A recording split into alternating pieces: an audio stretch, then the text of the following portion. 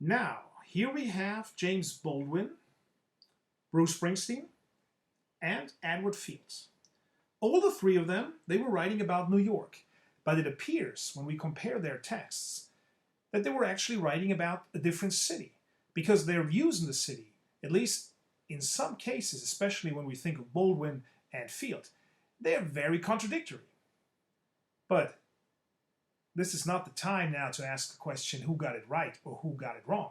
Because just imagine a city like New York, so many people living there. I mean, it's quite naturally that everybody will have his or her own unique individual experiences. And there are academics who argue if you truly want to understand a city like New York, if you want to be able to say this is New York, then you would have to take all these different views, throw them all together, and out of that you would get an image of the city.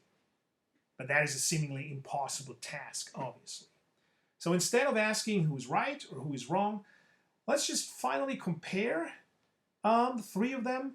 And I also would like to take a quick look at, well, the literary devices that they use in order to get their image, their view of the city across to the reader or listener in respect of Springsteen's song, of course. Let's start with Baldwin. Now, Baldwin uses the device of the opposition or the contrast. He opposes the city to nature, the countryside.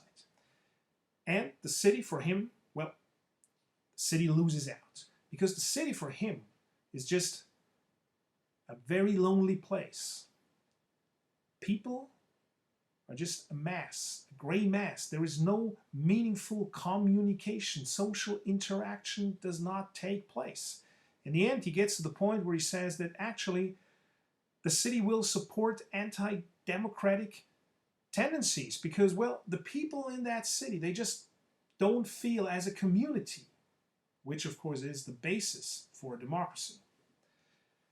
Now, Field, in a way, he looks at New York under a quite different perspective.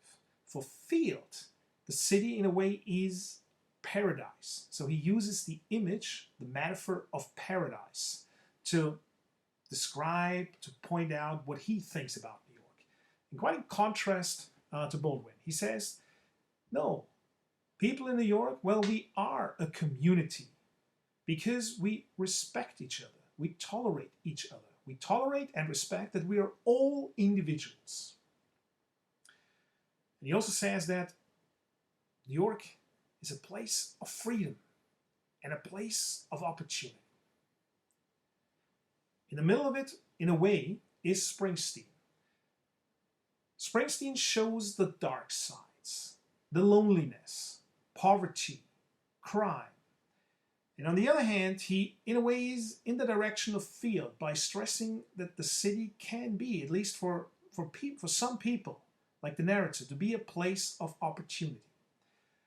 The device that he uses is the image, the metaphor of the city as a stage.